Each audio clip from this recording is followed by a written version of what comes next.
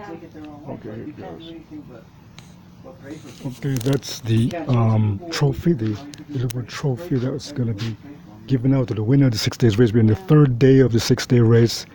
This is a Wednesday, and that's of course a beautiful trophy that's going to be given out to the winner there. And lift it up here. It's a beautiful trophy that the winner is gonna get there. You know, so it's gonna be a beautiful trophy. That's the Jaylean trophy that will be given out to the person who wins the 6-day race here in Walkathon in Douglas, Arizona. We have some competitors there. There's Ian, he's going to be going back out. There you go. Back out. Here is Jhie, he just did a lap. I'm going to be doing a lap there. Did Jhie take off? Yeah. Okay. There, I'm going to go around. We're going to take you around the course, the entire course of the race. So you guys are going this way. We're going to you follow the cones. You see these yellow cones? They walk and they follow where the yellow cones are, and they go right around. So we're going to take you on a tour of the course. So this is Gary. He's the race director, former U.S. veteran. So what's happening now on the third? This is the fourth day. Yeah, we're just starting the third day, and it's just more of the same. It looks like the weather is going to be a little bit more cooperative, a little bit cooler. Have some cloud cover, maybe even get some rain. You think we might get some rain? We're going to get some cools the place down. Everybody can take a rest and then get started up again. Yeah, we've held this race in April, and we usually have a few more folks when it's in the spring. But in the summer version, it's hot. It's Arizona, so makes it the challenge even tougher. But it's still a nice day out here in the park. It's going to be, I think, a high about 92, 93. Yeah, great. And Mariesela back there.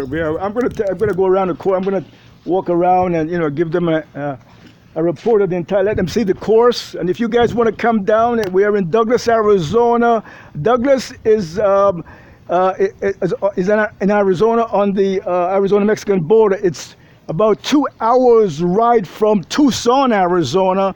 About 4 hours ride out. You're coming out of Phoenix. There's a very nice little town. They got hotels and motels.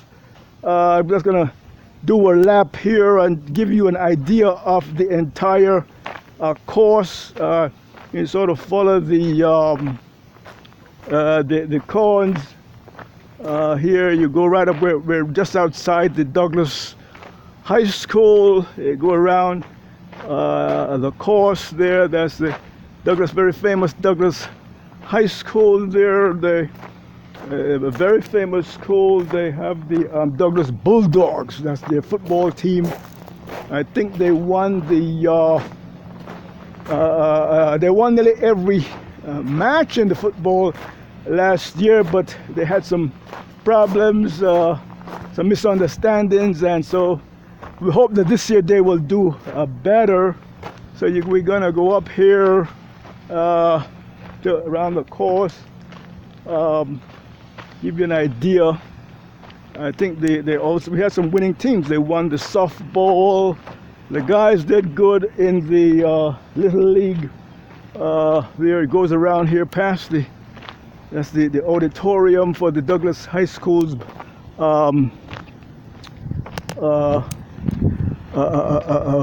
basketball. For the high school, that's the auditorium right there. And I think the girls also won softball.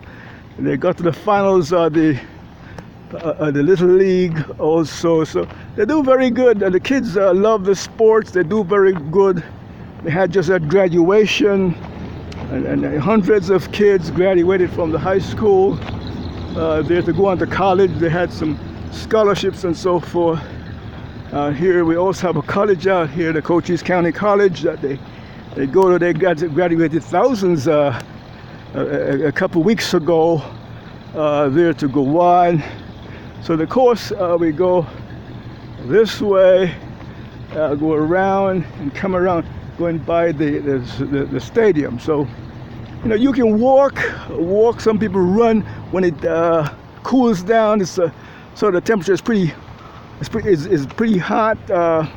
When it cools down at night, some people prefer to rest in the daytime. When it cools down in the evenings, then they tend to rather do it.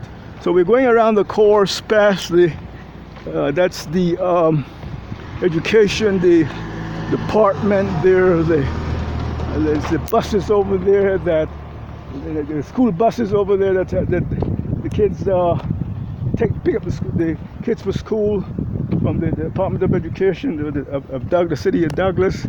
You know, we're going to be going down by the stadium. We're going to be going down by the stadium. They have like two stadiums down here. That's the baseball stadium, and here they have a very newly renovated football stadium right here, where they play football and soccer. The kids do very well. They support and they play a lot of sports. This is where little Julian, he plays football with the Douglas Chargers there, and I wish him luck this year there. So that's over here. They have a baseball stadium. They also do a cure cancer walk. A cancer walk they do here, trying to raise funds and support the campaign to find a cure for cancer. Every year they do a cancer walk here, we call it a walk for life. They do that there. So we're coming around here. I hope we can find a cure for cancer. I told him I'm a patented inventor, and God has given us a lot of technology now. We have some patents and trying to, get rid of a boomerang system, to get rid of nuclear weapons and to, so forth there.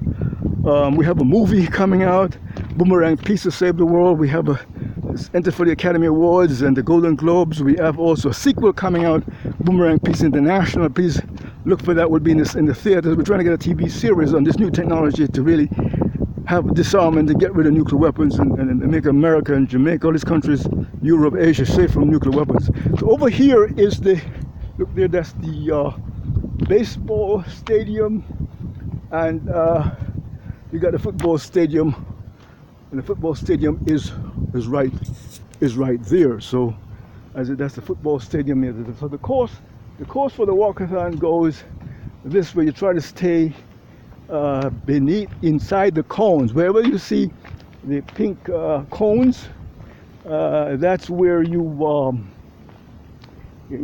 that's where they go.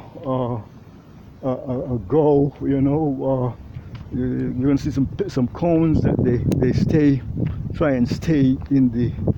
Here's a cone right here. You stay within that cone. Follow the cones. Follow the cones. You'll always be on track. So that's a beautiful football stadium for the Douglas High School here. They did very well. Won nearly every game last year in football, but there was some misunderstanding. So we hope that this year they'll win the trophy. So you see the cones. These are the cones. You follow the walkathon. Here are the cones. Follow the cones. You go up here. You go by the cone. Keep up with the cones here. Go up here where the cones are. Here, so here you got the cones right here. Go by the cones here. Keep track of the follow the cones. You go up there, follow the cones. Stay right where the cones are. Stay within the cones, and you go around the track. You walk around the track, following the cones. So it's very very. So it's a beautiful course. It's not rugged. So you go around here, follow the cones, go right around there. You see there's the cones here, so you follow where the cones are. You walk, follow the cones It's really it's a very relaxing. The international walkathon marathons that they do, and there's one coming up in Wisconsin, one in New York, one in Glendale, Arizona. But Gary, he's an Army, U.S. Army veteran, was in the military probably for more than 20 years. So we let all the veterans come out and support it. So they do this for 6 days. You see all the cones, all the pink cones. They'll follow those as they go around. You stay within the cones. You can always take a rest, get something to eat or drink there. So follow the cones, and they do this for about 6 days. And at the end of the 6 days, the person with the highest, who gets the most score, who does the most laps, wins. Sometimes they go up to 300 miles. Some of these guys can do, like Mario, he has done 100. He's world recognized, world ranked walker. He has done over, he's a centurion. He did over 100 in a day. So that's a Gary, he's an Army veteran. He has been doing this for 15 years. It shows his you can say his military training, or his military ability, that he really believes in fitness and so forth. So we're going to go all the way, goes all the way around, goes all the way around. So this is Pastor Peter Christian Hessing. Give your hearts and life to God. We're going to be covering this for the next 3-4 days.